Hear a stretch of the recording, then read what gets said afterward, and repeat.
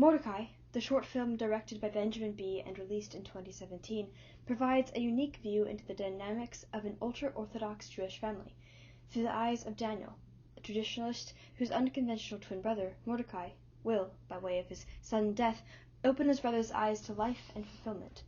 Within the context of a family with strict religious principles and prejudices, this film speaks to the reality of a person's orthopraxy, reflecting orthodoxy and the ramifications of such a cause and effect.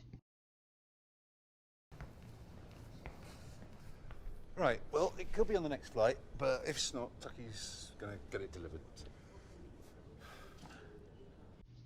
Daniel is portrayed as a man whose blinded perspective on life prohibited him from both experiencing life to its fullest and recognizing his own losses. Unable to accept what didn't fit in or conform to his ideologies, as his relationship with Mordecai is introduced, he focuses on his brother's eccentric dress, criticizing it with an air of contempt. Daniel was... we shouldn't speak ill of the dead, but he was so weak-willed. Your father would worry, always in need of constant reassurance. Daniel's narrowed vision inhibited discovery and exploration.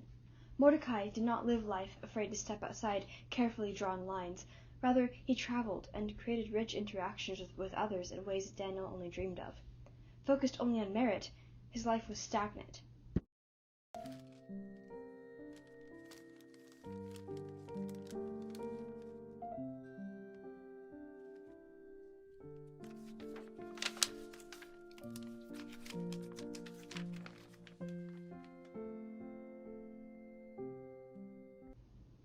Daniel experienced perpetual, ongoing loss because his life was characterized by the act of rejecting. Until the moment he discovers his brother is dead, he hadn't registered or felt the loss of their friendship. On the other hand, it is revealed that Mordecai had intended to bridge the gap between them when Daniel uncovers the gift in his brother's luggage. Thanks. I'm not just saying it. No, honestly, I've got total faith you're going to find this bag. Hey, put it there. Oh. All right. You're a bag detective, that's what you are. Mordecai, on the other hand, discovered what life ought to be lived for. People are more important than rules and traditions, and this is subtly portrayed during this exchange between Mordecai and the airport employee, as he encouraged the man even though he was clearly out of his comfort zone. Daniel, however, pushed Mordecai to conform to even something as small as his preferred manner of dress. Daniel just did what he thought was right by the family. Just did well, he thought he did anyway. After the funeral, Daniel reflects on his life and the philosophy that led him to live an aspirationless life. He concludes that what he did was merely what he thought was right for the family, when in reality his perspective blocked out his need to see and instead taught him to live by way of black and white boxes serving as his guide. Another aspect of Mordecai's orthodoxy is expressed well in this excerpt from Dr. Schaeffer's description of one of the major themes of art, which relates to the meaning and purpose of life due to God's role in creating it. Dr. Schaeffer writes, quote, "Therefore, the major theme is an optimism in the area of being. Everything is not absurd, there is meaning. But most important, this optimism has a sufficient base. It isn't suspended 2 feet off the ground, but rests on the existence of the infinite personal God, who exists and who has a character, and who has created all things, especially man in his own image." Mordecai reflects this in his treatment of the airport employee and of Daniel and of his family.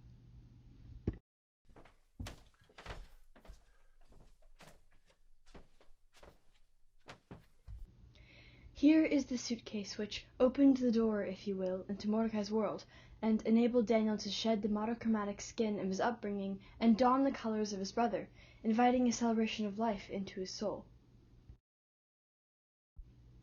Hebrews 10:24 says, "Let us consider one another to provoke unto love and good works."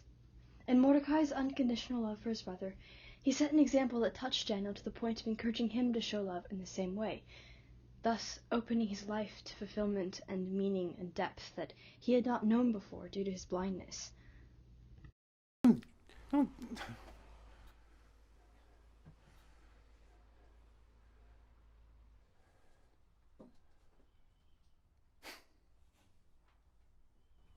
Yeah, I think it's probably best if someone calls me a cab, don't you? In this scene, Daniel is contrasted to his family, pictured as stoic, stiff, and monochrome, while his gestures are colored and open. His family represents the same blindness that once veiled Daniel's eyes, and yet now he is on the receiving end of it. I think Galatians 5:13-15 serves as an excellent reason why Daniel's family lacks so much love, life, and color. It says, quote, "For brethren, ye have been called unto liberty. Only use not liberty for an occasion to the flesh, but by love serve one another. For all the law is fulfilled in one word, even this, thou shalt love thy neighbor as thyself. But if ye bite and devour one another, take heed that ye be not consumed of one another."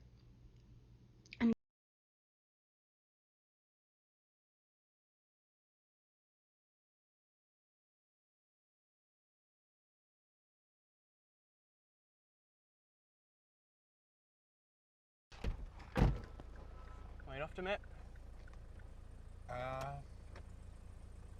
Airport. I like your shirt. Oh, thanks. Yeah. So do I.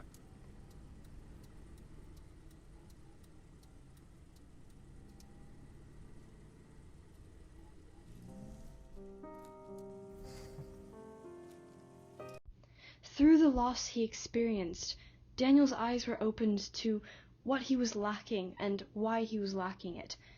Thus, in this end scene, we see his perspective changed as he holds a kaleidoscope up to his eyes and watches as the world unfolds in brilliant, vibrant color.